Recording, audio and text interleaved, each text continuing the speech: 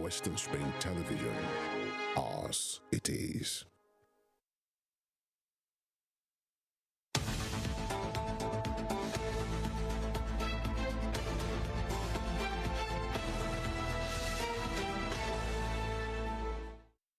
All right, good morning once again, and thank you for joining us on Western Spring Television this morning. The program is Morning Spring, where we bring you insightful analysis, extended newspaper analysis, and of course interviews to make light of what is happening and put them in proper perspective around the country. My name is Emmanuel Ojadigele. I'm so delighted to have you join us once again on the program. Don't forget, we're reaching you live from StarTimes channel 190 DTT. And you can watch us on all our platforms, social media platforms, Facebook and Instagram at Western Spring Television. And on Twitter, it is at WSTV_NG. You can also check our YouTube channel and do well to subscribe to that channel when you find us there at Western Spring Television. It's a very, very good morning today, Thursday, the 15th of December, 2022, and it's just 10 days before Christmas. Well, so Emmanuel, continuing with the countdown, it's very good. So we're midway through the month of December also. There's 15 days to the end of this year, an event-filled one. It's been all through the year. But Emmanuel and countdowns, I hope that is something really big for us this Christmas. Yes. I mean, you seem excited, to move closer to Christmas every other day. Yes, I am excited. I mean, I've not had jollof rice, the real jollof rice, homemade jollof rice. No, I mean, it happens to people who are unrepentantly bachelors. Well, this is an advertisement. Send me your proposals to my mail. So good morning to you, dear viewers. Thank you so much for starting your day with us again on Morning Spring on Western Spring Television, where we say is as it is, and it's 15 days to the end of the month and the end of the year, and just 10 days to Christmas. It's a lovely season, and we do hope that the blessing that this season's got to offer becomes all of yours. Femi Olanikwekun is my name. So happy, so glad to have you join us on Morning Spring. Yeah, we're very happy to have you join us this morning. Remember that our program is divided into 3 segments: the newspaper analysis part, the interview segment, where we bring on our guests to give you their thoughts, their opinions, their expert opinions, informed opinions on issues around the polity, and of course what's trending on Spring Trends. We'll have newspapers for you this morning, and we'll be bringing you the headlines and some part of the stories, and of course analysis of those headlines in a moment. Stay with us. All right.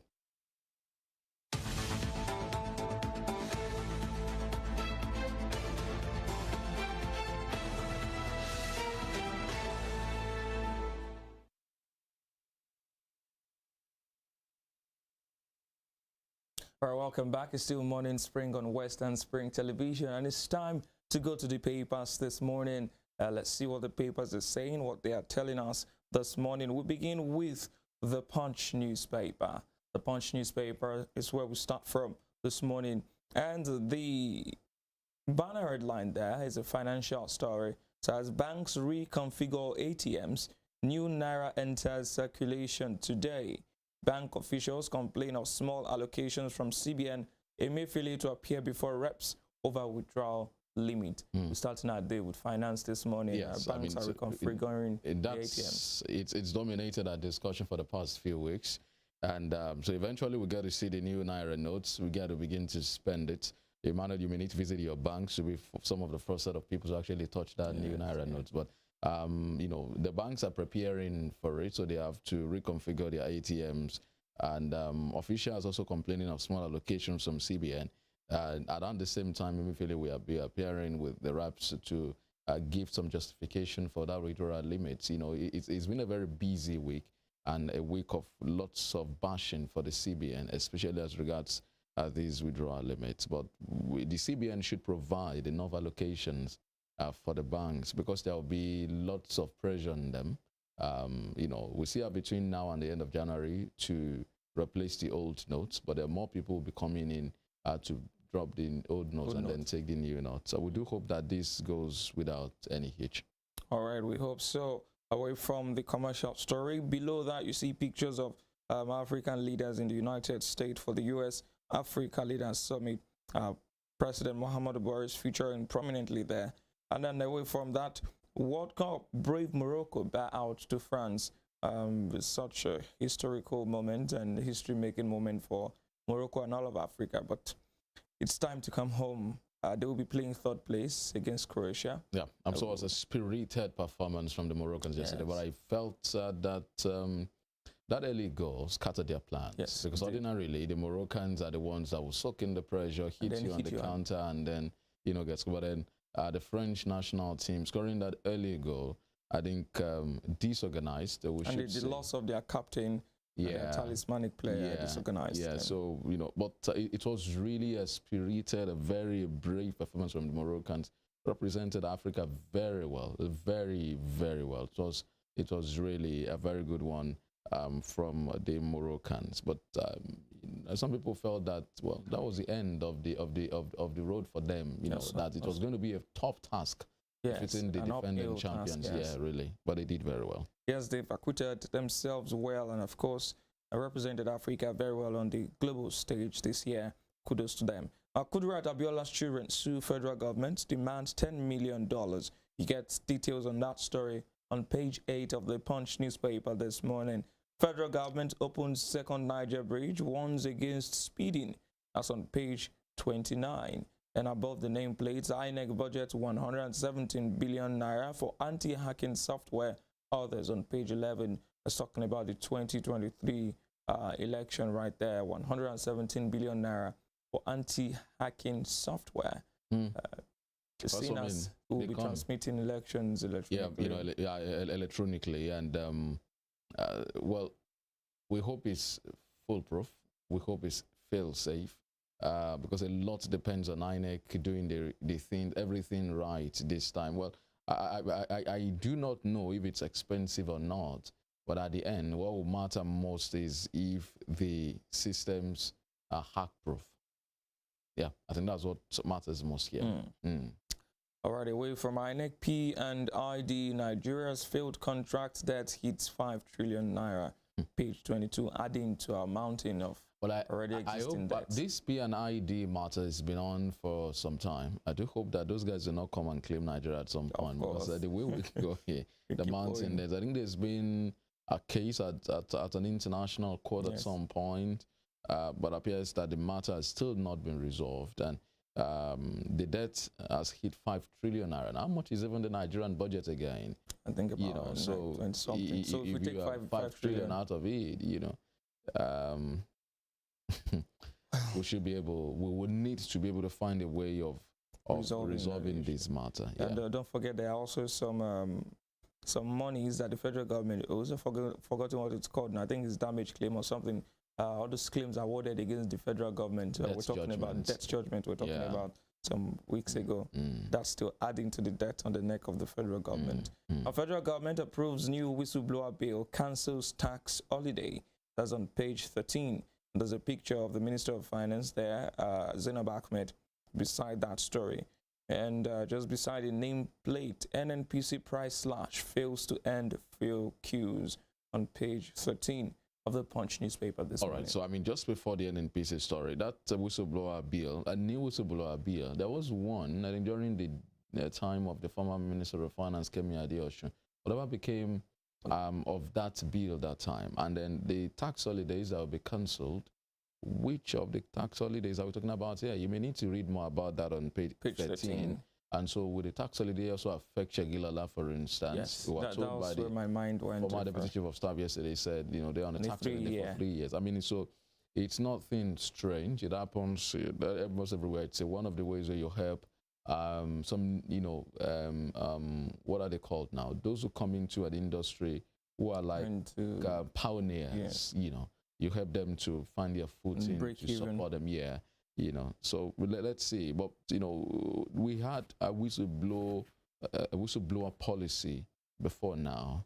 I would like to know how successful that was, and then what's the difference between that one and this one. Yes. So we'll read up on that. You can read up also on that on page 13 of the Punch newspaper this morning. That's all on the Punch. All right, so from the Daily Trust newspaper here, the banner headline is "Stop Begging West for Loans." Ghana president tells African leaders. Stop begging West for loans. Ghana president tells African leaders, so the riders. Buhari seeks US support for $1.9 trillion energy plans. Nigeria's foreign debt hit $40.06 billion.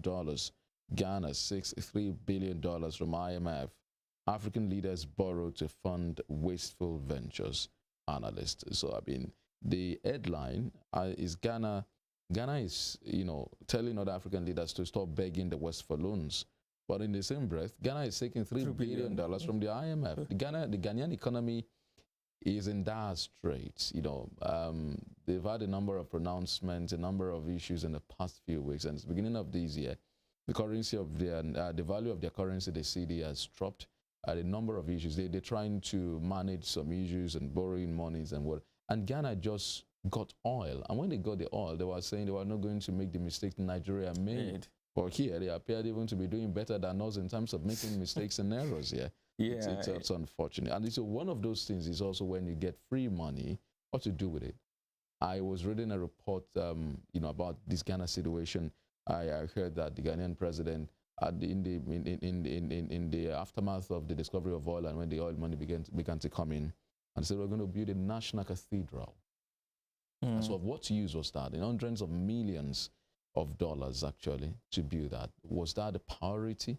Was that where such monies should go into? What about other things? I mean, these are how we spend on, wasteful ventures, like that other writer says there. Yes. I think it's a recurring theme in African politics. People just want to build and put down infrastructure that have little or no social value. People go to their churches. The cathedral will probably just be used for New Year or Christmas and something. And after that, the building is just there, maybe rented out for events. But how do you make profit on that kind of building, considering how much you pump into it? At the beginning, that's really funny for Ghana, who was actually seen as one of the rising stars in terms of economy, and for them to crumble like that, their currency taking a very big hit, becoming one of the worst performing currencies in 2022. It's really bad for them, and I hope that they are able to fix it, and also hope that our own country here also fixes our problems. $40.06 billion foreign debt is a huge one. It is a huge one. It is. I mean, when you now cast your mind back and look at the fact that former President Obasanjo did well to fix all of these debt issues. In fact, because of that, many believe his legendary status in Nigerian political firmament is sealed.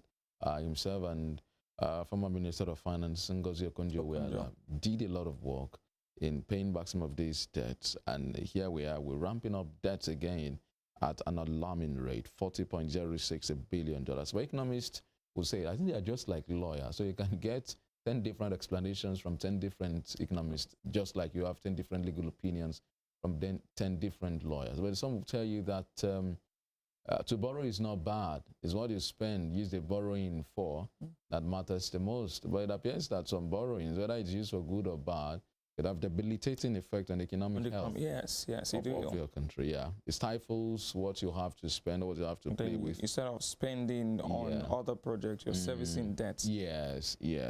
Okay, so the bottom strip of the paper, Senate orders CBN to increase cash withdrawal limits. New Naira notes go into circulation today. Okay, and just below the nameplate, millions of northerners selling PVCs for less than 2,000 Naira. That's the Northern Elders Forum, the NEF. Who is buying? Yes, he's buying. How will it be used? Those are the questions, because we are in the age of technology now, the BVAS. It's a sort of a personal thing. You come and you are verified. But like we've always said, politicians always find ways to circumvent due process. And so if you're selling your PVC or someone is buying, the person has plans, serious plans for those PVCs to be used. So I hope that INEC is also aware of this and also making contingency plans to deal with those who want to compromise the integrity of the election, of the electoral process. Motorists express relief as Buhari opens second Niger bridge. This is massive. This will go down as one of the biggest achievements of the Buhari administration. The second Niger bridge after how many years? Many years. Finished. and people about to begin to use it now. Fantastic, fantastic, and fantastic. Yeah, see, it will also further have a better impact on economy, you know, because going in and out of the east with just one bridge in recent times, considering the influx of people into Nigeria, considering the insecurity too. I know people who do just business on weekdays, and on weekends they're out of the east to avoid being caught up in certain insecurity. So this will relieve the first one, and we hope that they can adhere to speed limit and ensure that lives are not lost due to recklessness. But it is really a massive one for the federal government. Unfortunately, I mean, for me, there are those who are Easterners who may not be able to make use of the bridge now, you know, especially for this year because of the deteriorating security situation in that part. A lot of people from that part of the country may not travel this Yuletide because of the security situation. And I read something online, but I've not been able to see it yet. I read something yesterday about Nnamdi Kanu's lawyer, Ifeanyi Ejiofor. We've interviewed him on our radio station several times before, suing Simon Ekpa. I don't know if you saw something like that yesterday. Yeah, I think it's on one of the papers or so. So I hope that's true, and such that there'll be a concerted effort to rein that guy in. You know, he's becoming sort of a demagogue, and it will have very, very far-reaching implications, you know, on the psyche of the people of the East, and even the East itself. You know, and it's not going to be only short term. It could be long time, yes. Yeah. It will take a lot of time to rebuild the things, the physical infrastructure that will be lost, and the social infrastructure, the people who would lose their lives, you know, consoling the families, psychological trauma, and all of that. Nigeria is not at war. Yeah, no, you know? We're not. So I don't understand why. So are we not at war? I mean, the country doesn't. we're not at war with ourselves. We're at war with insurgents and terrible elements within the country. But then it is sad that people are killing their own people. That's what puts me off about all of this. I mean, it would have been a little bit for people who are criminally minded, rationalized if you were killing people of other extraction, but killing your own. No, but they do kill people of other extractions. Yeah, I mean, it's just no matter what they're killing. Yes, that's killing what I'm saying. is horrible. Primarily killing your own people shows the people that you're saying you want to liberate. Yeah, shows how wicked you are and how very worthless the life of other people will be to you if you can kill your own. I mean, you should not even kill anyone. There's no limit to which you so can I mean, you should not go that route. And these are people who claim you're fighting. You want to set apart. So it's even impacting on the agitation itself. So when you take them out to your Biafra, is that how you intend to rule? When people go against you, kill them? These are very critical questions. Customs rakes in 7 billion naira at Lagos ports. Why I will succeed Buhari Kwankwan, so I like the confidence. France beat Morocco to set up final clash with Argentina. So it promises to be a mouth-watering clash on Sunday between the defending champions and Argentina. What are you going with? France. For beating Croatia, my beloved adopted country. So I am no longer interested in supporting Argentina. Oh, okay. So some of us want Messi to exit, you know, the stage. Well, France should take the trophy home again. I saw a meme yesterday on social media with a journalist placing the picture of the lineup of the Moroccan national team and that of the French national team and say, you know, you have a problem, you know, with explaining to his kids that this black team is from Europe, and then the white team is from Africa. You know, because Africans have always been thought of as dark-skinned people. Yes. And so I guess we have that on trends today. Yes, of course we do. Have. So that's the much we have on Daily Trust newspaper this morning. All right, away from Daily Trust to move over to the Nation newspaper this morning. That's where we are. The Nation newspaper. The banner headline is way down. It says hiccups in PVC distribution. Prospective voters besiege centers. And there's a quote there, we are addressing challenges. Right below that story is a picture of the INEC chairman, Professor Mahmoud Yaqub. That's as part of it, you know, PVC collection began on the 12th of this month. That's on Monday. And so, of course, there will be hiccups here and there. But INEC is saying they're addressing the challenges. Below that story on the bottom strip, second Niger bridge for opening today. Kogi excels. in World Bank's project. That's below that story. Now, up above the nameplate, Senate to CBN, again a recurring story. Adjust cash withdrawal limits. That's on page 7 of the Nation newspaper. Federal government okays whistleblower bill to strengthen anti-graft war. You find that story on page 28. Banks roll out redesigned notes, Naira notes today, page 2. And JAMB remits 50 billion Naira to federal government, page 4. Up below the nameplate is the op-ed.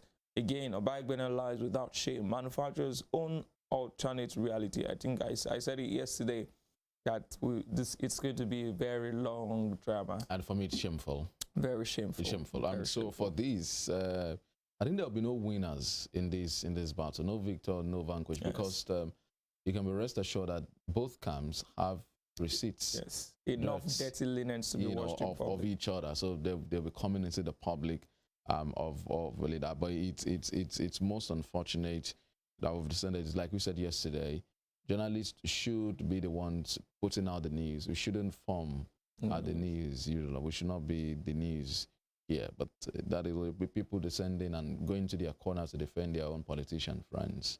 This is what this is about. And the question is, to what end? There's really no. Both of these people, the owners of this this media outfit, that's Munduka for the This Day and Arise, and Bayo Ononuga and co, Lake, who are fighting each other. They're supposed to be elder statesmen, at least. They're supposed to be people who young persons look up to, but dragging themselves, it's what young people do on Twitter. It's not what older people should when be they bring doing. the picture of the I better pass my neighbor generator under your tree and say let's go with fuel and all of that. It's very sad, really it's very sad. It's And very, this very waters down again the integrity of the media, and then the people who work there will be the ones to suffer. Once you show your ID card and say, I work with Arise or the Nations, they just look at you like, okay, you're a partisan. And those persons may be truly professional, but because of the coloration of their own media firm, it really affects them. So I think people need to step in, relevant authorities need to, and concerned Nigerians need to stop this before it gets messier, because I am really sure that nobody is going to allow someone have the last laugh, and especially on this matter. We hope it doesn't go beyond this, really. All right. Below that, FEC okays 9.2 billion Naira life insurance cover for public servants. That's on page 4. Federal Executive Council okaying that amount for life insurance cover for public servants. Well, that's that on the Nation newspaper. You see a picture there of Tinubu being received in Mina. You find a story on page 3. All right, so we go to the Guardian newspaper now. The banner headline is also about the cashless economy. 80 billion Naira USSD debts weaken digital channels as new Naira notes arrive with a number of riders here. Visit your bank today for redesigned bills. CBN urges Nigerians. Fashua, Nigeria should join global trend. Pay attention to real challenges. Let e-payment evolve naturally, says Yusuf. ALMPO to engage CBN on negative impact of policy on agents. Low smartphone penetration may hinder service.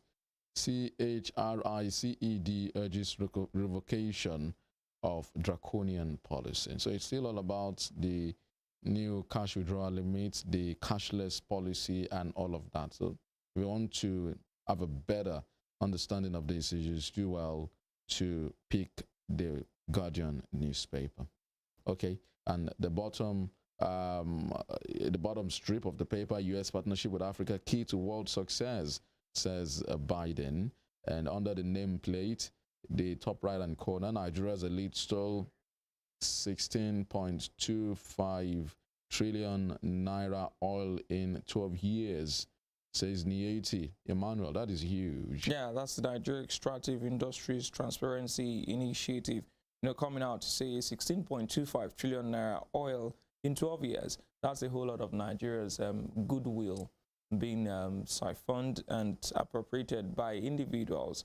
The elite, when people say the elite, sometimes I wonder who really makes up the elite. You belong to the elite also. But I've not been stealing from Nigeria. Oh no, so you're making a distinction that you are not a thieving elite. I'm not a thieving elite. Yes, okay. But this is disheartening. I mean, to a 16 point, how much our budget last year was around this region. You know, the national budget was around this region. But 12 years is really a long time for all of these thefts to have gone unnoticed, and to amount to this sum is a really, really disappointing one. And when these things are said, this was stolen, that was taken, is there any move to recover any of these from those who have been identified, or are these faceless thieves, unknown thieves? These are questions that we should ask when stories like this come out. One of the ways through which we hide our inadequacies in Nigeria is by hiding under unknown. So you have unknown gunmen, you have unknown thieves, you have snake swallowing money. Here in Osun, it's unknown men. Unknown men, just unknown men. Unknown. Yes. But whoever came up with that term unknown, you know, it's just to hide so many things. Unknown. I wonder the thought process faceless. that led to that. Yeah. You know, unknown gunmen. I mean, of course, we know that you can't know them in the first place.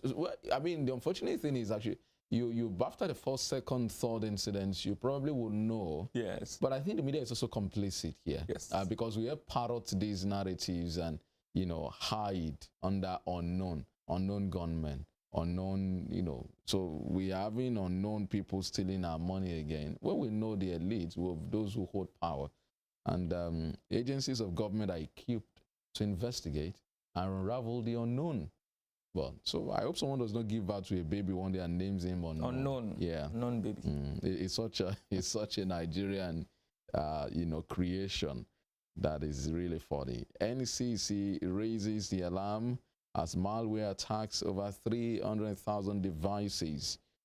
I hope our phones are not amongst these devices. But the NCC has been doing a lot of heads up of late, giving, you know, heads up, giving notices, warnings, and what have you. We like to see more and more government. Maybe it's not even enough, but at least by Nigerian standards, you've seen them giving. I think I've heard something about similar to this a couple of times in the last few months. Really, yeah, they're really doing well. The NCC trying to raise the alarm, you know, telling people not to click on suspicious links, not to respond to suspicious mails and all of that. But the people who are targeted really by these people who do malware attacks are those who are sort of illiterate to an extent. I've received calls, you know, a couple of times that a link will be sent to my phone to join a particular conversation on WhatsApp or LinkedIn or Zoom. And when almost in the same breath, you get a code asking you to reset your WhatsApp, you know, so the NCC is doing well. I think that they need to be supported by other agencies, especially the Nigeria Orientation Agency. I really don't know, this is National Orientation Agency now. I really don't know what that body is doing.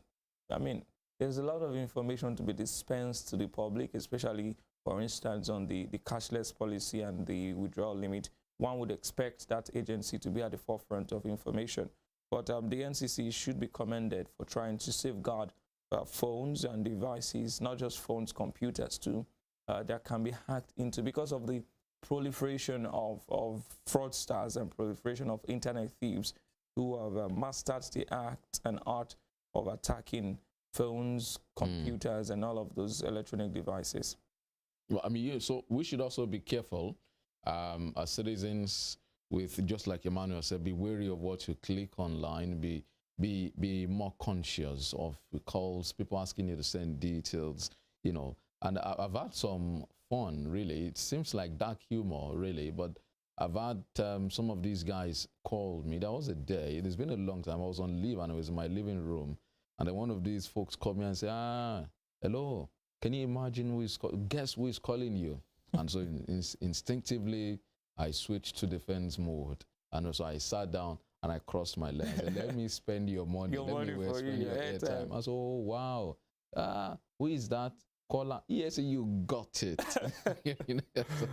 So I let him down a dark alley until he got to know that this guy actually knows what, and they angrily cut off the phone. And there was a friend also a former colleague who shared this with me also about one of those fraudsters calling, and he called and was like, wow. So he also played along and started giving him negative reports. So, but your mom died and you didn't bother to come home.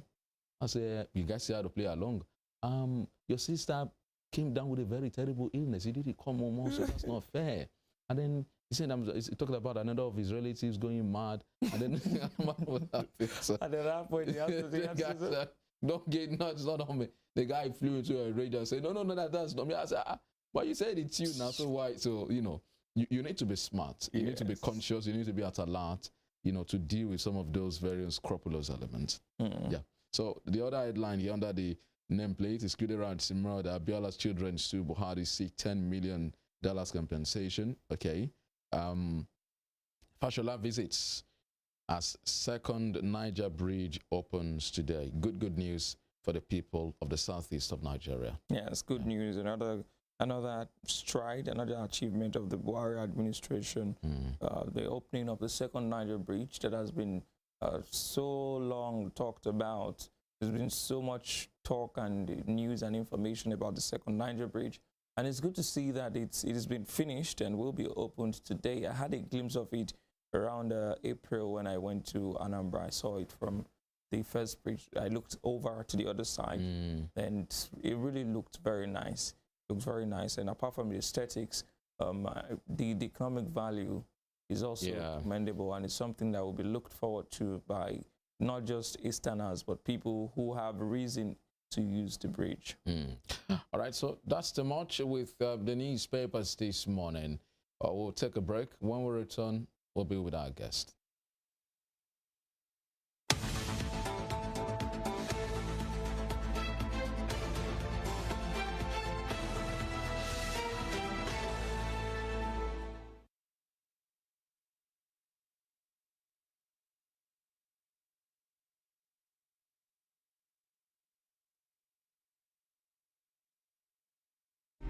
The 1914 Amalgamation Treaty is synonymous to the birth of Nigeria. Frederick Lugard, a British Army captain and an outlaw who struck gold in Africa, became the instrument used by destiny to make it happen. The amalgamation of Nigeria was designed for economic reasons by the colonial administration to offset Northern Protectorate budget deficit by Southern Protectorate surplus returns. The amalgamation had ad initio created imbalance in the economic political structure of Nigeria and was responsible for the persistent hiccups in the efforts to forge a united country till today. Nigeria's amalgamation was labeled as the mistake of 1914 by native northern conservatives who neither wanted it nor contributed anything significant to its sustenance. Western Springer Television identifies with Amalgamation Treaty of 1914 as a watershed event in history.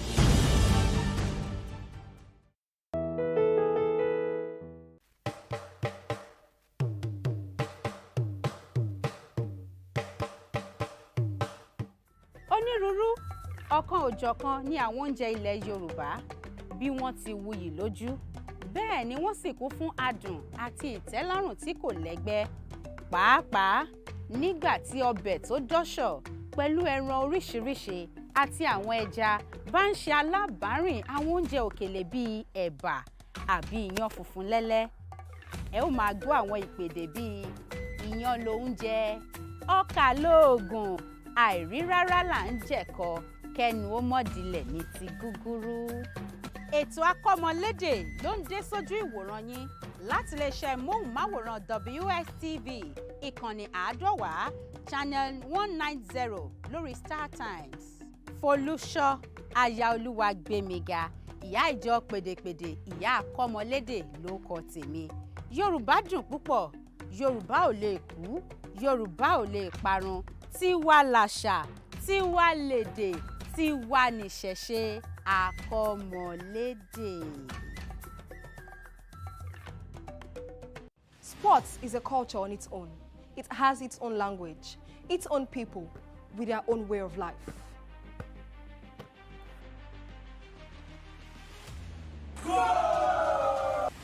The world of sports is never void of actions, stories, dramas, and scandals. I guess you need a sports show that can walk the walk and talk the talk. On this show, we answer all your sporting questions. The whens, the whys, the wheres, and even the what ifs. Sports Spring is that show that will give you that new lease of life you've been looking for in sport journalism. Join me, Joseph Atewe, And your sports Amazon, Nengi Ernest. on this station, Western Spring Television, channel 190, only on Star Times. Let's talk sports. Let's speak the most universal language of the world.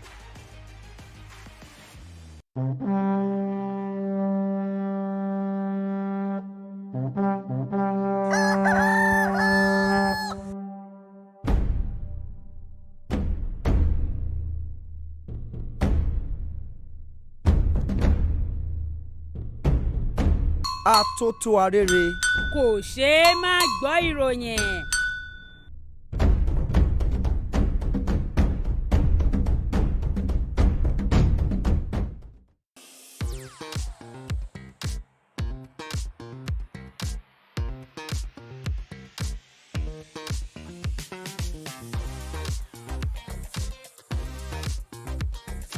Turn it up! It's the Wild Wild West.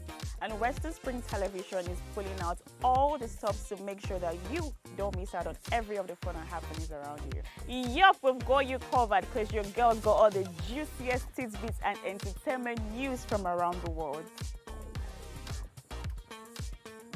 Cross over to the chocolatey side of entertainment. Join me, Chocolate Cassie, on Eccentric as we take you into every bit of the juiciest news, fashion, music, movie updates, and other trending conversations. Together on the show.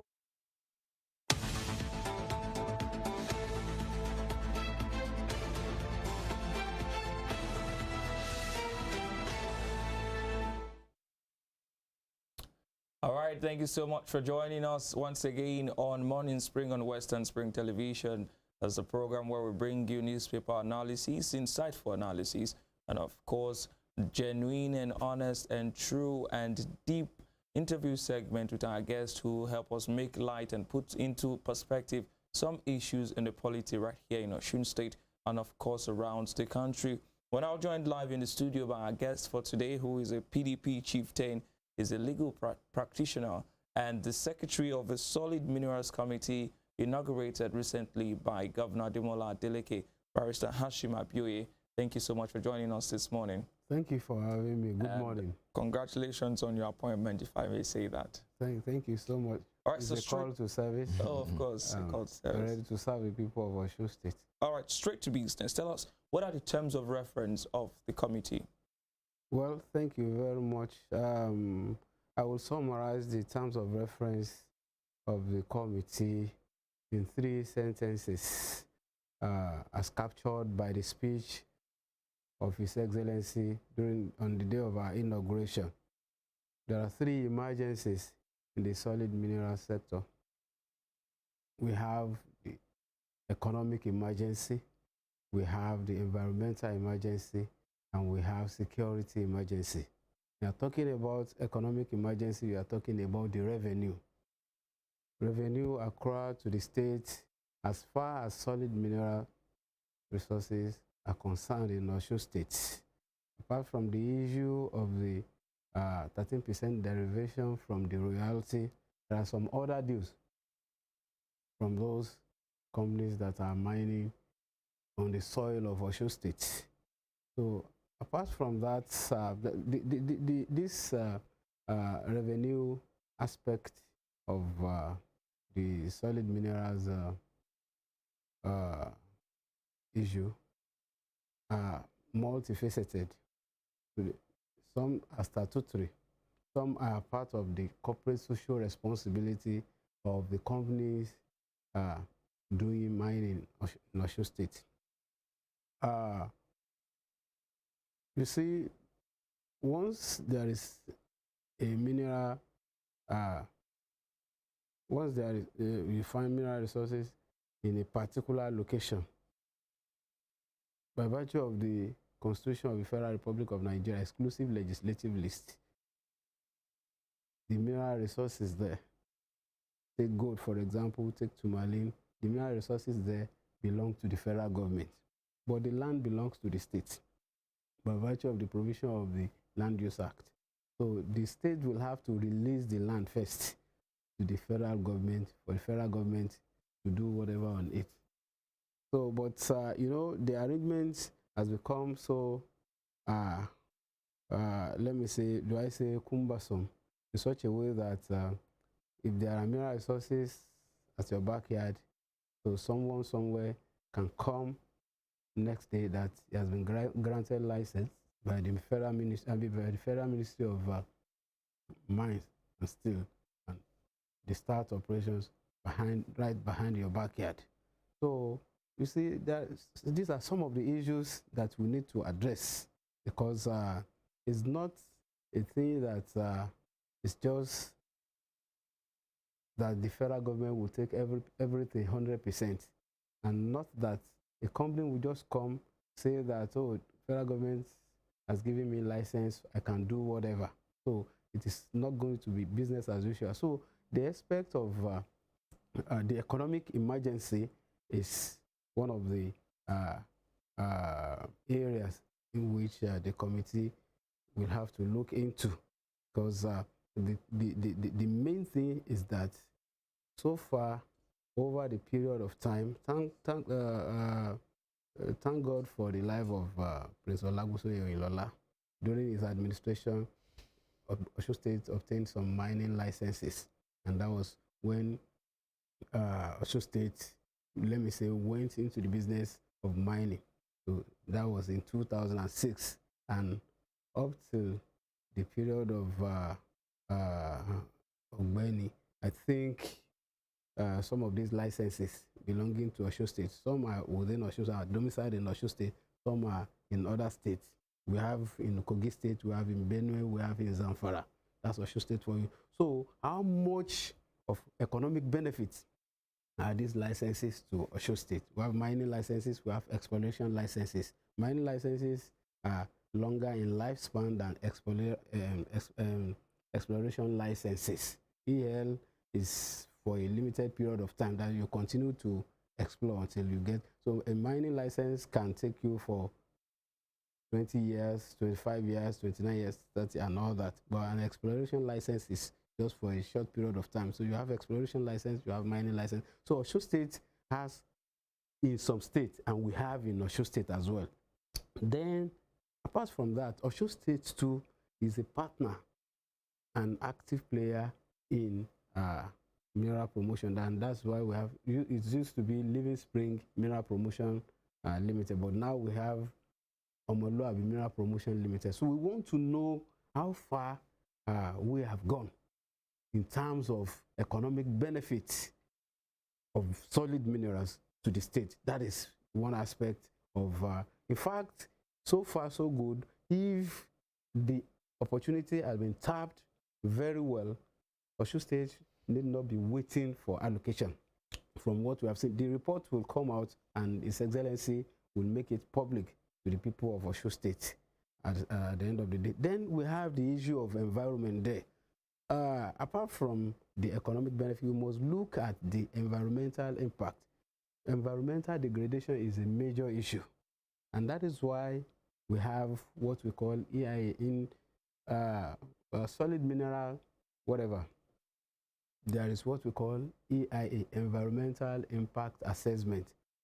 So you cannot just come and say, because I've been granted license by the federal government, I can do whatever, because I solid minerals and I'm only responsible to the federal government. Once I pay my 3% royalty to the federal government, the state go to the federal government, go and take your 13%. If they don't give you, that is your business. So it is not just NESRIA is involved. That is the institution in charge of environment. Some other institutions are also involved. So we must not just look at it from the way of the economic benefits to the state.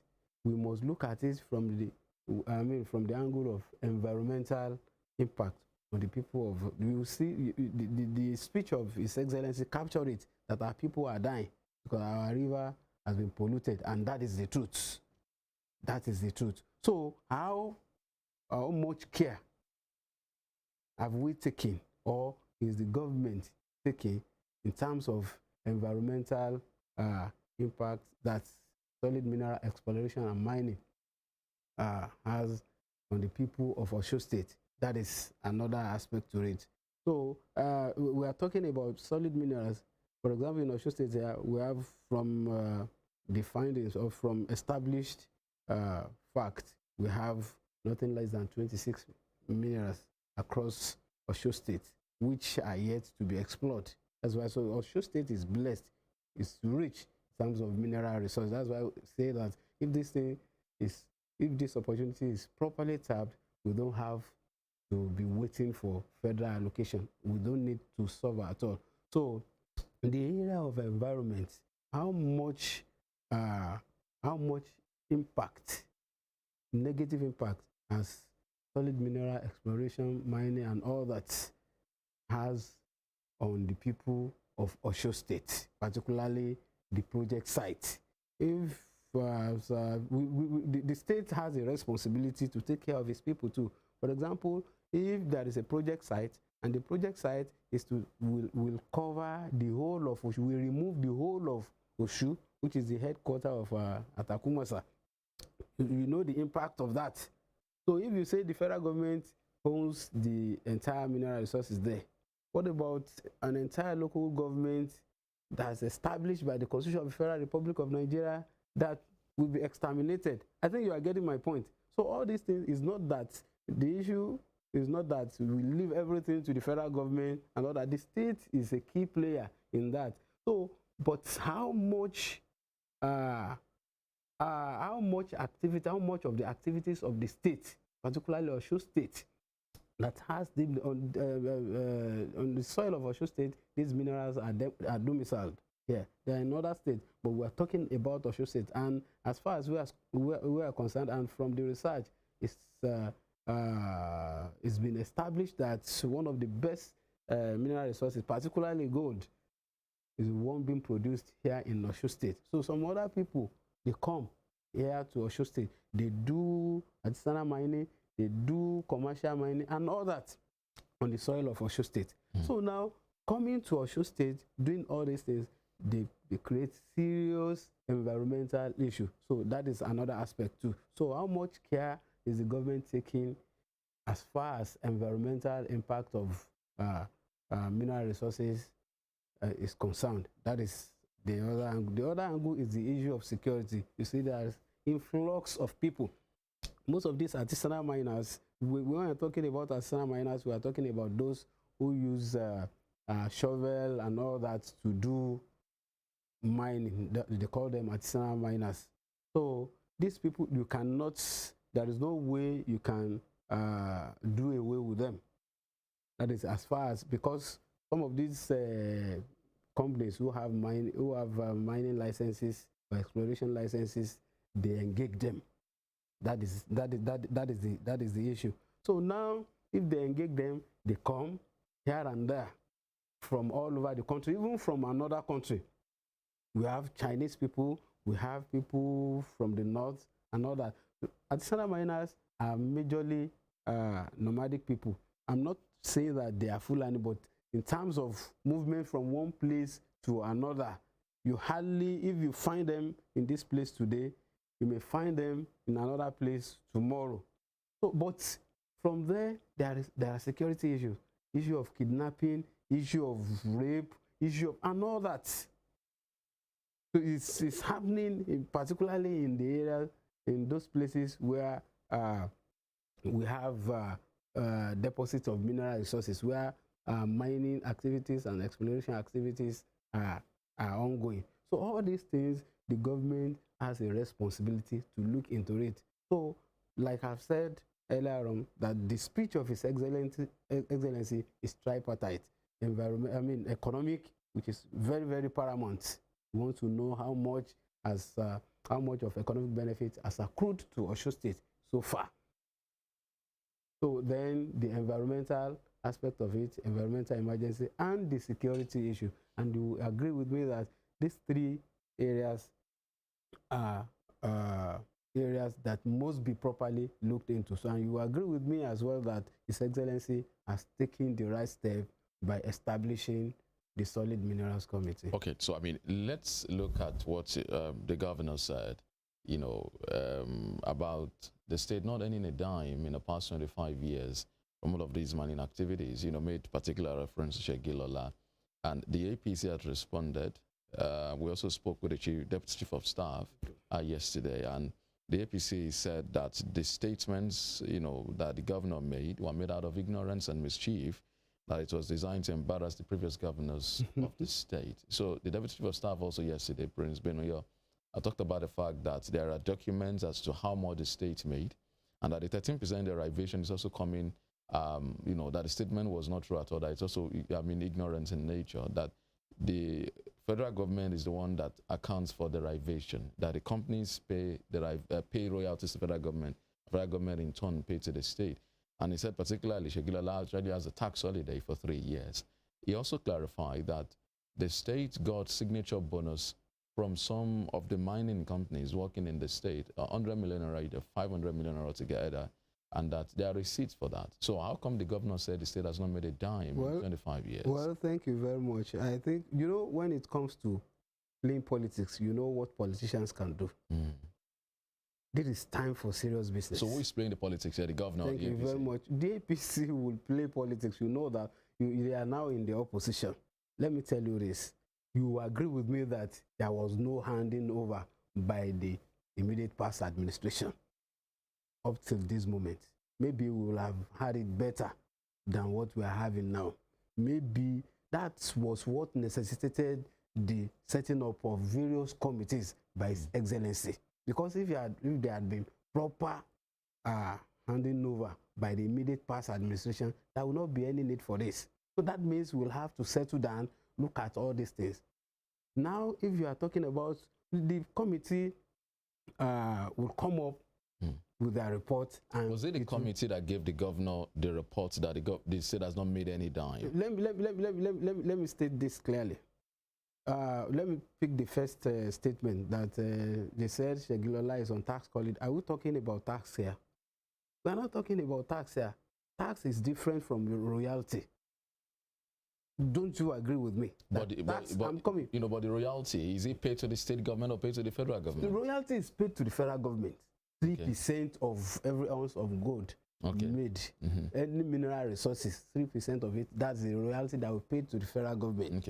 So if that is paid to the federal government, that's what is paid to the federal government. The state is statutorily entitled to 13% of that. So have you any evidence that the Segilola paid to the federal government? And None yet. That is what I'm talking about. So, if we have not seen any, if we have not met any that the state got any 13% derivation from the federal government up till now, we may get one tomorrow. But up till now, if we have not gotten any, is it out of place for the governor to say that up till now, the 13% derivation that is due to the state is not yet remitted to the state? What's the policy But the former governor at the Economic Summit at Aurora Conference Center here in Oshogbo around November 2021 talked about the fact that the state got 100 million naira from Badger Mines.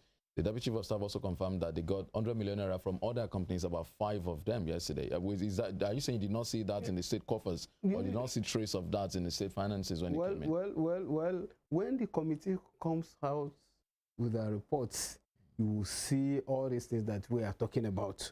You will see that the governor did not talk out of ignorance, but out of solid information, out of the details available to His Excellency. So you're saying the 500 million naira never is not in the state account? So until that is confirmed to you, if it is in the state account, it will tell us which account, which bank. Apart from, let me say this, apart from the issue of the 13% derivation that we say that we don't know whether the federal government, up till now, we don't have any record that any 13% has been paid. The issue of 13%, the issue of signature bonus, apart from the issue of signature bonus, that if a company is to partner with Osun State, that is where we have Omoluabi Holding and all that. We have the Office of Natural and Mineral Resources. You can go to Office of Natural and Mineral Resources yourself today. Go and do your research. You will see some of these things that we are talking about. But I don't want to say most of these things, so as not to prejudice the sittings of the committee. What I have come to do is to tell you that these are terms of reference, and so far, this is what we have done. I must give it to Honorable Abdullahi Binuyo. We called him, and he honored our invitation. He knew that... That was before the inauguration? He came yesterday. Oh, okay. He attended the sitting of the committee yesterday. To and give that was, briefings. honestly, and he briefed us. That there was no attack, no witch hunting, and he saw it, he felt comfortable, he felt relaxed. Nobody attacked him, nobody insulted him. In fact, all of us, because we were on a fact-finding mission, he gave us some information which we will need to verify. And he did not confirm to us that the state has ever gotten any 13% derivation from the federal government. He did not confirm that to us. I will not say much about that. We will come up. But did he confirm to you that the state got 100 million naira in 5 places? What they told us was that the state government, if we see the account, if we see the record, we will make it public that, oh, so company paid 100 million naira signature bonus. Apart from the signature bonus or whatever, any company mining in Osun State has a responsibility to the people, to the government of Osun State. Apart from the royalty, there is a certain percentage that you must leave to the whole state. To the whole state or to the host community? To the whole state. Apart from and is that constitutional? Is that part of the mining laws? No, it could be an arrangement. That could be for example, it's like me coming to your place. Oh, for example, if I've secured a place in your area, you are the owner of the area and you have released it to me, and I say, okay, oh, I've established a company here. So part of my social responsibility as an Omoluabi is that, okay, oh, I will employ 2 of your children. I will give them job opportunities. You know, that is one aspect. That is corporate social responsibility. So as part of there are certain agreements. Before you can come here, you have gotten license from the federal government, right? But before you can come here, oh, because we are the host people, we are the host community. They cannot bring a building from where they are coming. If they will use any building here, they will have to build. If they will build here, okay, if you are to build houses here, if you are to construct a building, if you are to do anything, you must use our people here to do it for you. That should be part of the arrangement. If you want to do this, so part of the arrangement with any company mining in Osun State, wherever you get your whatever, is that a certain percentage goes to the state. Apart from the statutory royalty. Are those agreements enforceable? Yes, they are. Enforceable. Yes, okay. They are enforceable. They are enforceable. And from what was confirmed to us, they said that certain percentage was being paid to the state government and some other to the state, certain percentage. But that record is not yet established. So when we establish that, all of these things will come to the fore, will come to the public, and will still come back here to discuss it. So what I am saying in essence is that in terms of economic benefit, the state has not felt the impact at all. Would you be interfacing with the mining companies also, for instance, Shegilala? Because I've also had a number of persons say, I mean, would it be fair sort of an attack on Shegilala? So it's Nigeria's biggest mining company. It's located in Osun State, and that the scale, the size of the investment is huge, running into millions, tens or hundreds of millions of dollars. And the kind of effect also on the economy, the number of persons employed in Osun is also huge. So would you be interfacing with them to also know where their own facts are, if they've paid anything to the government or what have you? Definitely, yes. We'll interface not only Shegilala, any other company mining in Osun State, whether on the state title or on or whatever other title I have. We will interface with them. We will seek their opinions too. We will know what benefits accrue that are due for the states that are still lying with them. We will know those benefits, and we will sit together to chart the best way forward. Let me tell you this. One of the part of the reaction of the APC was that the governor talked out of ignorance because Shegilala started operation 2 years ago. If you read some part of that, mining operations. That what they started before was exploration. So what I'm saying is that they had been on exploration. There are still some economic benefits. There are still some economic across to the states, particularly the area of environment, the area of in the area of security, and some other things. So all these three emergencies are there since from day one. If someone is to come to this place now and to start exploration now, so he has some responsibilities to us. So that is what the governor is. The governor did not talk out of ignorance. And when the report comes out, you will see that we are on the side of the truth. So why is the APC defending all this? Let Segilola come out and say, oh, I don't owe you any responsibility. Then we know where to take them up. But they will not say that, because we, like I told you, when the immediate past deputy chief of staff came yesterday, he felt at home. He felt comfortable. Nobody attacked him. We are a committee of professionals. We have engineers, we have professors among us, we have lawyers, we have geologists, we have chemists. So you can imagine the type of the committee that we are talking about is a high-tech, high-powered committee. The governor did not just put some caricature together. We are talking about the interests of our state. And you see that in a matter of few months from now, you will see a better Osun State. You will see a turnaround in Osun State. Across, you see the governor setting up committees. Do you think he doesn't know what he's doing? It's because there was no transition, no proper transition, no transition at all from the immediate past administration. We wouldn't have been calling Honorable Abdullahi Binuyo. We wouldn't have been calling some other past executive. You know, I'm serving on another committee, contract review committee. If you see some of these revelations, all these things will come to the public and we will see it, and you will know that the past administration did not do us too well in some areas. So, but for them, particularly some of those who served in the past administration, who have come before the various committees, particularly Honorable Abdullahi Binuyo, who came yesterday, he traveled all the way from Abuja. We have to give kudos to him for that. It's a responsibility. If he says he's not coming, all we need to do is to go by way of some other means to get him to come before us one way or the other, whether using some coercive means or whatever, or through the court, or whatever. But he came honorably and he felt at home, and he gave us some information, some insights into this. But let me tell you, he never confirmed to us that any 13% was ever paid to Osun State. It might be that our 13% is lying somewhere. So if our 13% is lying somewhere with the federal government, and Senator Ademola, His Excellency Senator Ademola Jackson Nuruddin Adeleke, has taken steps to recover that fund lying somewhere to Osun State, okay, so is it not to the benefit of the good people of Osun State?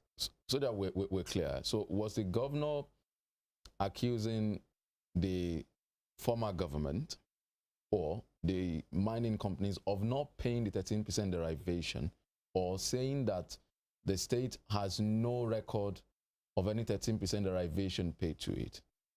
Well, you don't call that accusation. For example, I am to come here to resume work. Nobody has given me any schedule of duty. Nobody has given me any template to work with. My predecessor in office has not given me, I've not met any note in office to work with. So you know that means I will have to come here as a responsible person. I will have to start doing something. If I have not seen any record, will I say I've seen any? If now the governor has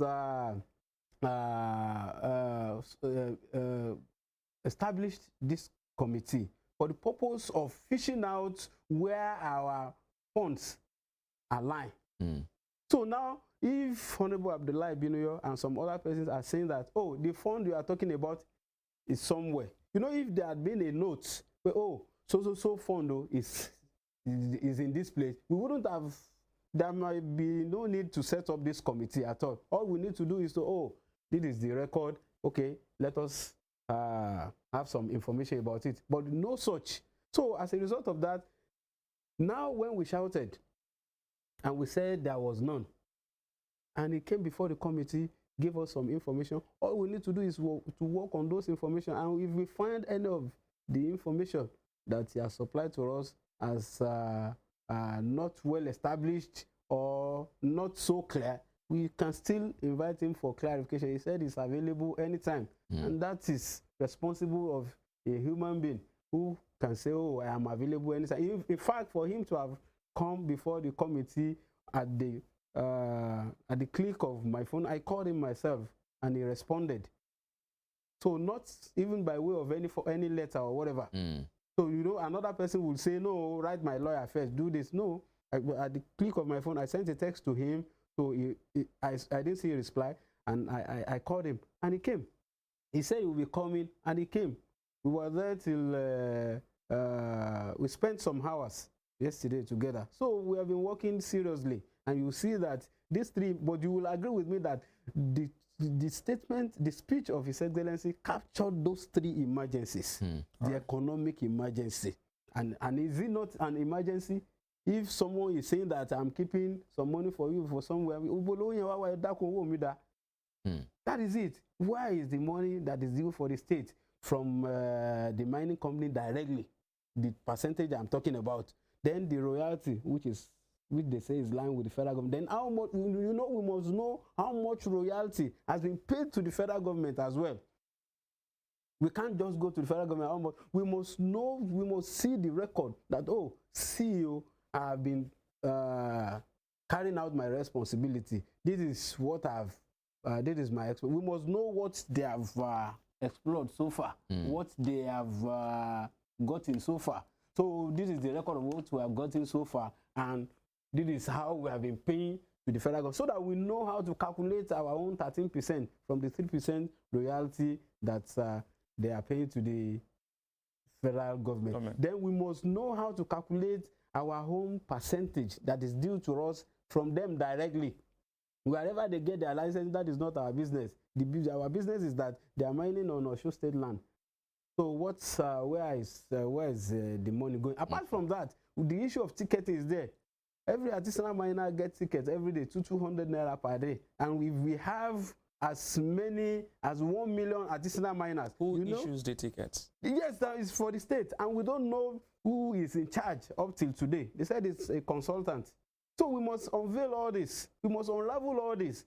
The state is losing a lot. Since when did they start issuing the tickets? So from the record that we have, what we know is that they start, particularly when this company, Segilola, started active mining. And when we have influx of artisanal miners. So if we have the record, I will have been able to tell you at the tip of my finger that, oh, since this period they have started there. But what we know is that there is the issue of ticketing. So there is no record of anybody up till today. Tickets. Up till today, you can go to the Office of Natural and Mineral Resources and get information there. You will be surprised. But I will not spill the grains here. Let the committee come up with their reports. When the committee comes up with their report, you will see what we are saying. So now, if the issue of the percentage that is due to us directly from each company mining in Osun State is there, we have processing company, we have the buying centers too. All these companies are operating on the soil of Osun State, so we have some economic benefits from them. Where are these economic benefits? We have some, they have some corporate social responsibility to the host community and to the state as well. All these things we don't have clear records yet. So all this, imagine over 500,000 people getting 200 naira tickets per day. Where is the money going? Are the artisanal miners that much? Honestly speaking, I was surprised too. And when they gave us the figure, you will see the reports. Who gave you such a figure? You will see we have been, even if you have a presentation, if you have anything that will help us, any material that will help us, we invite you. We have issued a statement. We have called for memoranda that if you have anything to say to assist us, please. We have been inviting professionals, miners, geologists, consultants, and they've been coming. They've been given. I have enough reports with us. People have been submitting reports. people who are working on the field and people who are ready to assist the state. In fact, in that area alone, that area can generate as many as 100,000 jobs within a few period of time for the people of Osun State. So we don't have to be waiting for federal government allocation. I mean the statutory allocation. The mining activities, solid minerals alone can fetch us so much in Osun State. Now, Osun has... So, and don't limit yourself to gold. You know, we have the issue of quarry. I think we have about 11 quarry sites in Osun State here. And all given out to consultants. Where are these funds going? Now, the Osun State has a number of licenses when it comes to mining. Yes. Totaling about 16 or 17 thereabout. Is your committee or is the administration aware of where those, because there are reports of some of the licenses being misappropriated, some appropriated for personal use also. Do you have an idea, do you have any concrete report about the state and whereabouts of those licenses, and if they are still directly in use by the state government? Well, in all fairness, what we have been gathered so far is that the state government licenses in some other states, we have in Bayelsa, we have in Kogi, we have in Zamfara, we have in Niger, I think we have in Kwara as well. So you know, we are still on a fact-finding mission. What we have been able to gather so far is that some of these licenses, the state government is paying to maintain them. But some other people are operating on our licenses without any benefit, any economic benefit accruing to the states. In all of those states where the licenses are? They said some are because of security issues and all that. For example, the one in Kogi State, I think I can't be giving the number now. So I have some of the numbers of the licenses. So one in Kogi, they said it's at the back of a particular barrack or whatever, that you have to pass through the barrack and all that before you can do. But people who are still going there. So that means it's like me having, it's like someone having a wife somewhere. You are paying, you are maintaining that wife somewhere, and another person is servicing her for you. You know, you have to do something about it. So that is, I think that is the analogy that can capture our licenses that are hanging in some of these states. Someone having a wife, who paid her dowry, who did everything, all of that, but because he is not available, he's the one paying the rent and all that, maintenance and all that, but the serviceman is someone else. All right, let's move away from servicing now. Talking about the environmental degradation, I have been to some of these mining sites, especially in Ifewara, and I've seen firsthand. I was part of the House of Assembly Oversight Committee that went there to monitor some of it, and I've seen firsthand the degradation. You talked about corporate social responsibility. How enforceable is the CSR when it comes to these companies? It is enforceable. It is sanctionable if it is not properly implemented. You life first. Whatever it is life first.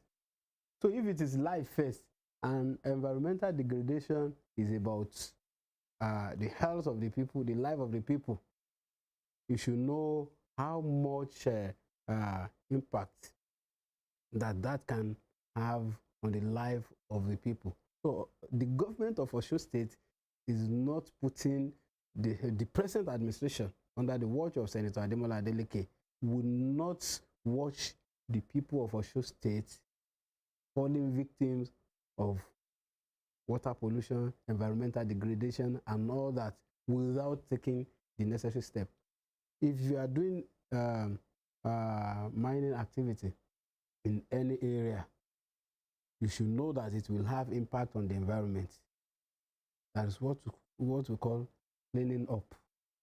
That cleaning up is part of what. So that's why I said there are so many things to read. So who's going to be responsible for those cleaning ups now? Because some of the companies have now left. Some of the Chinese miners that came around dug huge pits and you know, degraded the environment. They've left. So who's going to be responsible for the cleaning up now? That is why we have said that the governor has taken the bull by the horn by setting up this committee. Setting up this committee is to find a way of holding companies responsible in terms of environmental impact that the activities have on the people particularly on the host communities. If there have been split arrangements, excuse me, yes, you got license from the federal government. We did not issue license, but you are coming to do your activities on our land. If you are coming to do your activities on our land and all that, and you know that there will be impact on my, what's it called? There are certain things you need to do. Some of these things you need to do is that, and so that is why we will partner with, it is the federal government that gives license for mining and all that. The federal government has some other, the Mining Act is there. Environmental issues have in the Mining Act as well. So you can't just go there and say, okay, I've gotten license, I will continue. Okay, so Mr. Hashim, so you should go by way of, if you follow the law, there are some other institutions that will be involved in ensuring that environmental issues are properly addressed. Okay, so there are reports that some of these Chinese miners, who are artisanal miners actually, but using mechanized tools other than what the other ones with shovels and head pans were using, that they have local collaborators and there are traditional rulers who involved, who sold off lands, you know, and that there are senior traditional, you know, very big traditional rulers and some very big politicians in the state who are also like collaborators and backers for some of those people who have degraded and perhaps defrauded the state. Would the Adeleke administration be bold enough, will your own committee also be bold enough to name names and perhaps shame some of those who are involved in that, or, you know, make an example of them? Well, our committee is not to name or shame. But we are not witch hunting. Be able to face them. The administration of Senator Ademola Adeleke is not about naming or shaming anybody. We are not witch hunting. But we are chatting. Would be able to now deal with them? I mean, make them to stop some of the acts. When we get to the bridge, we cross it. What I've had personally, apart from some of the, so I think there are some presenters who will still come. In fact, what we do is that we ask people after making presentations, so if you can help us put up a 2 or 3 page report so that we don't miss anything. You should know we are doing a very detailed job so that the people of Osun State will see that, oh, this committee under the administration of Senator Ademola Adeleke has done very, very well. We want to do something that will become a template for the future that will be sustainable. So that is just it. Now, that's one that you told me. What is happening is this. There, you know, when it comes to exploitation, there are so many ways that people use undue influence. If someone, if a money bag comes to a particular community now, it's okay. You already has a mining license, but you say, okay, because these people may want to disturb me. How much do you want to sell a parcel of land for me? I want to buy 2 acres. Maybe 2 acres is 100,000 naira in that community because that is the rural community. Okay, 2 acres. Okay, pay 100,000 per acre. Okay, I will buy 10 acres. I will give you 1 million naira per acre. 10 million naira. The man there, who is the head of that community, will 10 million naira, collect that money and relocate to a hotel or somewhere else without minding what is happening to his people. And the person will not say, I'm only mining. He has bought the land from that person, even though it is the state that owns the land. I think you are getting my point. So apart from issue of ongoing mining activity in that land, the miner has become the owner of that land, one way or the other, by virtue of sale or transfer from the community or the owner of that land to him. So I don't want to go technical this time around by saying that the land belongs to the state. But you know, there are instances where we have individual owners who are deemed to be customary, who are deemed to have gotten customary title from the government. Yes.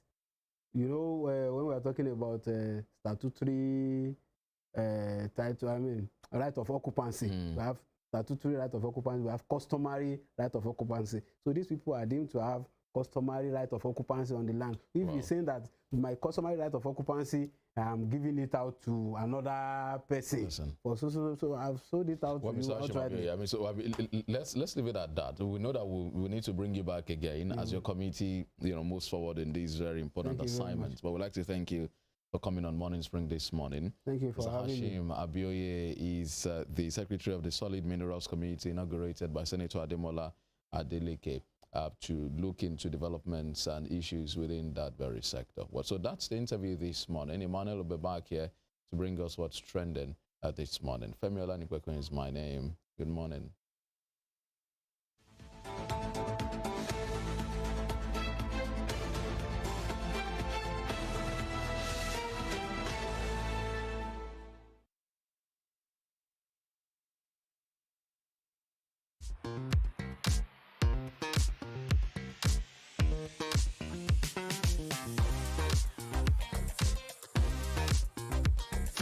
Turn it up! It's the Wild Wild West, and Western Spring Television is pulling out all the stops to make sure that you don't miss out on every of the fun and happenings around you.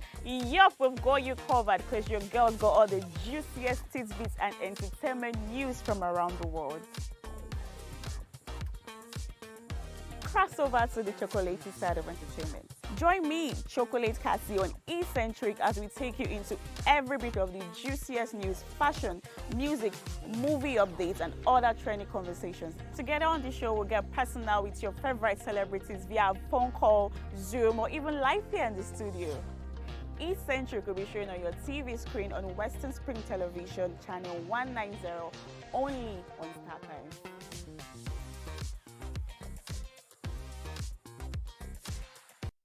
Bẹ́gùn ọba jáde mọ̀rìnwó lákọ́kọ́ rí ọwọ́ gẹ́gẹ́ ní síwájú ìjó ẹsẹ̀ katakata ní síwájú rìn bẹ́ẹ̀ bá ti ń gbúròó wa a tún ti dé náà nù ẹ káàbọ̀ sórí ètò Owambe Unlimited pẹ̀lú èmi ọmọ yín olólùfẹ́ yín ọ̀rẹ́ yín Suliat tẹ́túmọ̀ sí Morenikeji ẹ lè pè mí ní Susu tó bá wẹ̀ lómi a sọ pé ìyálòde àríyá gbogbo orúkọ tẹ́ ẹ bá pè mí kò sí èyí tí mi ò ní jẹ yín ẹ farabalẹ̀ kẹ́ ẹ máa gbádùn ètò Owambe Unlimited lórí ìkànnì Western Spring Television ní ìkànnì 190 ibẹ̀ ni Owambe Unlimited ń bọ̀ wá ẹ fàkùrẹ̀ tẹ̀dí kẹ́ ẹ máa gbádùn ètò àríyá wa. Wọ́n sọ fún yín pé ẹ máa wo Owambe Unlimited lórí Western Spring Television.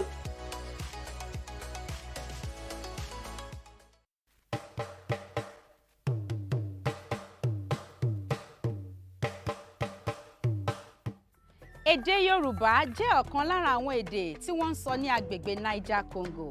Èdè Yorùbá gbajúgbajà ní àwọn orílẹ̀-èdè tó ń bẹ ní ẹkùn ìwọ̀ oòrùn ilẹ̀ adúláwọ̀. Ó kéré tán, àwọn ènìyàn bíi mílíọ̀nù 14 ló ń sọ èdè Yorùbá lónìí. Ètò akọ́mọlédè.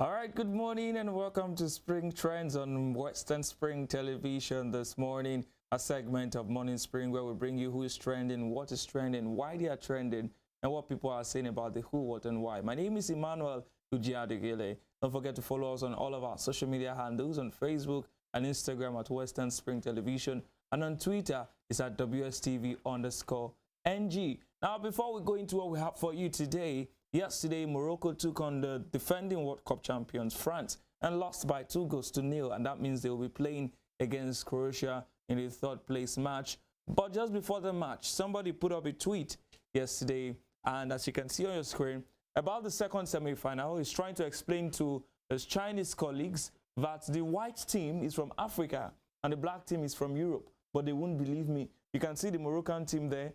All of them are white. You can see the French team, a large percentage of the team is black. Now, you know, Africans are said or known to be dark-skinned. So it will be difficult explaining to anyone that the people who are white in this picture are the Moroccans and Africans, and those who are black are Europeans, and France especially.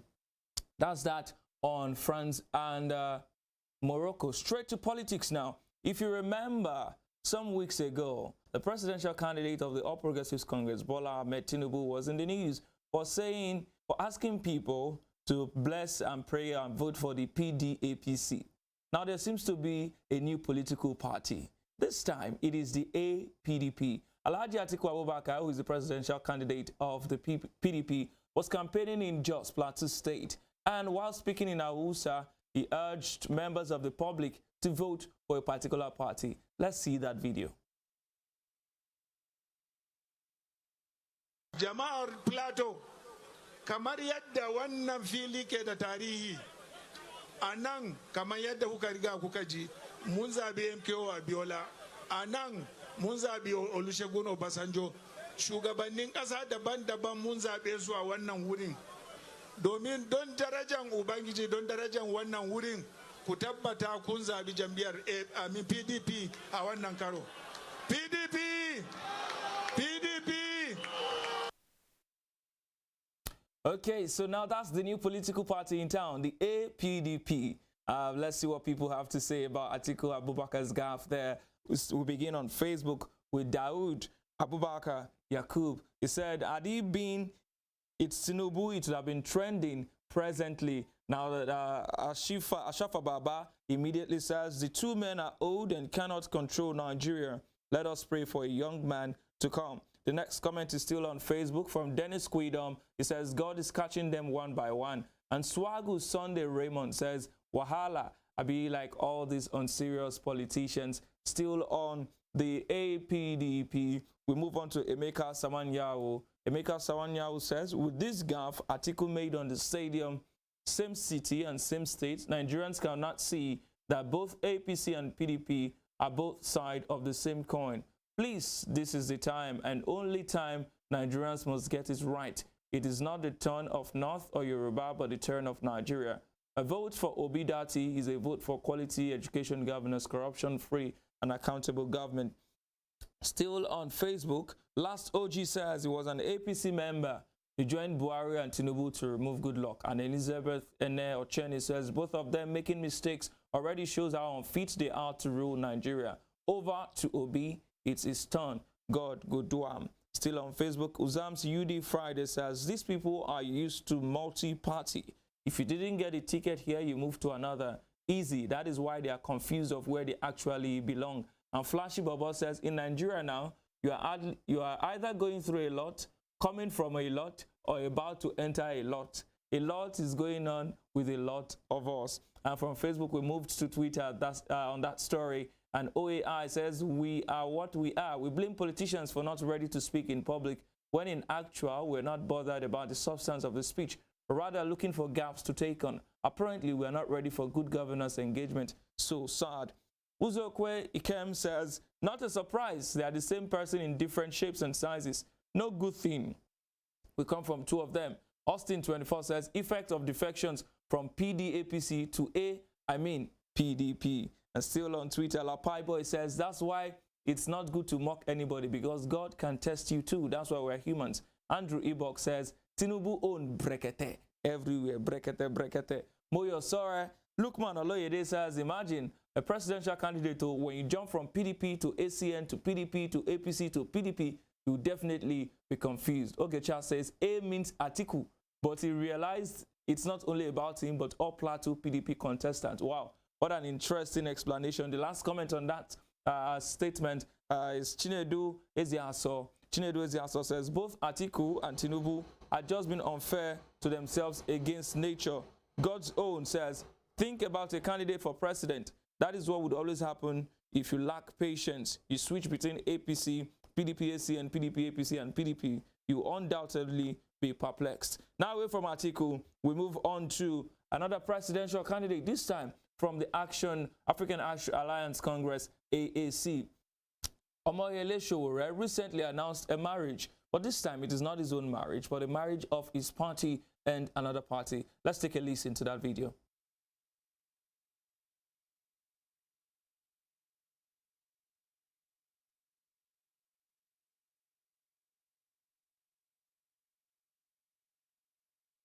Well, you can see Omoyele Sowore announces merger of AAC with PRP. Now, straight away, we move on to the comments on that particular story. We begin with Facebook. Golio Covenant says, this is laughable. 0 plus 0 is still 0. Merging with an irrelevant unknown party is really a waste of time, but let's keep pretending. Bernard Anya Oaha says, Showore naivety about good governance is nothing to write home about. He should start from local government chairman, his community or village first to test his ability for power before seeking to be president of Nigeria. Still on Facebook and talking about Showore's party and the PRP, Samson Basi Ekpeyong says, Showore be bold and come out clean. By January 2023, this your purported AAC and PRP merger will collect Ghana Must Go and merge with the same old criminal politicians. We are waiting to see the end result. And Chuku Nonyerem Okedu says, and where would the merger take them to? Showore in the past sold his heart and mind to Tinubu as an instrument for hatchet jobs. He therefore lacks the character Nigerian seeks for 2023. Silas Etauma, the last comment on Facebook, Silas Etauma says, it seems Mr. Omoyele Showore is committing ideological suicide by merging with PRP. We, his admirers, require his explanation. Showore's supporters are asking him to explain why he's marrying the AAC and the PRP. Now moving on to Twitter to look at comments. Stanley says he is still the national chairman and also the presidential candidate plus publicity secretary. Only one man has those three titles in his party. OOD Onyolu Daniel says, na Showore play corner. Na him go still nod to score. He's the party chairman, treasurer, vice and presidential candidate. Tunji George says, bro, he's the defender, midfielder and striker. Wonder if Showore will also be the goalkeeper of his party. Next comment is from Ayo Sami Alfred says, the oldest revolutionary party, PRP, founded by the socialist Aminu Kano, aligns with the newest revolutionary party, ASC, founded by Omoyele Showore. The establishment politicians with their big-for-nothing parties are in trouble. We are here to change the status quo. No going back. Now, still on that story, Jeffrey says, Showore has never been in a position of power. If he gets access to power, he will be corrupted immediately. He should start by contesting for local government chairman. Let's see how he handles that before he moves further. And James, laughable, it's clear that he doesn't want to be part of any Nigeria government for life. He should have merged with non-existent ANPP. Indeed, Showore is a great politician. LOL Politics 101. And that's that for Showore and his party marrying the PRP. And of course, Atiku Abubakar forming a new political party, the APDP. Now, still on Twitter, some moments ago, the Norwegian government made a tweet asking Twitter to correct an impression. Now, apparently, if you can see your screen, the Twitter handlers misrepresented Norway as Nigeria. Now, the Norway Ministry of Foreign Affairs had to call the attention of Twitter to it, asking them to change their designation from Nigeria to Norway. The tweet says, dear our Twitter support, as much as we enjoy our excellent bilateral relations and close alphabetical vicinity with Nigeria, we would much appreciate if you could label us as Norway. This also goes for Prime Minister tags there and Foreign Minister. If you can see that tweet, Norway was tagged as the Nigeria government organization. Now, how did people on Twitter react to this particular incident? Let's start with Isheonife. The first says, since we are now big country, Nigeria, so you let Haaland play for us at the next AFCON and World Cup, yeah? And this one says, wait, Haaland is Norwegian. I thought he was German. And Tehol Benedict is the next comment, says, can you loan us your prime minister for, say, 6 to 8 years? And a Norwegian says, can Norway get jollof rice in return? So we're exchanging their prime minister for a bowl of jollof rice. Jomaro Giovanni says, this is funny. And someone has christened the country on Twitter planet as Nigeria, as merging Norway and Nigeria. Norway is struggling to have their country back. Nigeria should grant Norway independence on Twitter or Diego. Next comment is from Momo Morris Monye, says, look, Norway, we are all one. Give our people visas. And Promise Chisara is making us know that they've corrected that error. Dmitry Kovalchuk says, you are simply not aware of the Nigerian referendum to annex Norway that was held online. 144.7% have voted in favor of it. Ask the Russian embassy. Yemi is the next. The addicted programmer says, visa-free travel for my people. And Mayowa is corroborating. He says, now that Norway is an annex of Nigeria, my Nigerian passport should at least grant me free entry into Norway now, no? Lekon of the Big God is our next commentator. Oh, we'll take Matthias first. Matthias says, can't Norway accept to be colonized for once? At least on Twitter. It's just Twitter, but I appreciate the admin for noting that perhaps it was an alphanumeric error. Most likely, Ugandan government accounts will be labeled Ukraine. Usually, Ukraine is listed under Uganda, and that's the much we can take on Spring Trends this morning from the article's gaffe, its campaign gaffe in Jos Plateau State, to Sowore being the defender, midfielder, striker, and goalkeeper of his party. And of course, the Federal Republic of Nigeria. That's what people are talking about on Twitter and Facebook this week. My name is Emmanuel Ujiadugili. Do not forget to follow us on all of our social media handles. You can follow me on Twitter at Ujiadugili. I'll see you tomorrow. It's about 10 days to Christmas. Start getting your chicken, your rice, and vegetable oil ready. Let's freaky for the Christmas. See you tomorrow.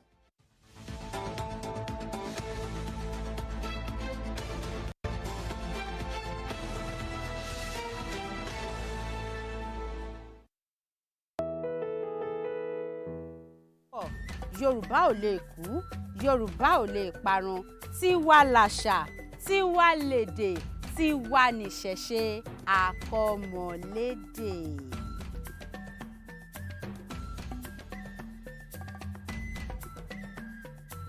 Sports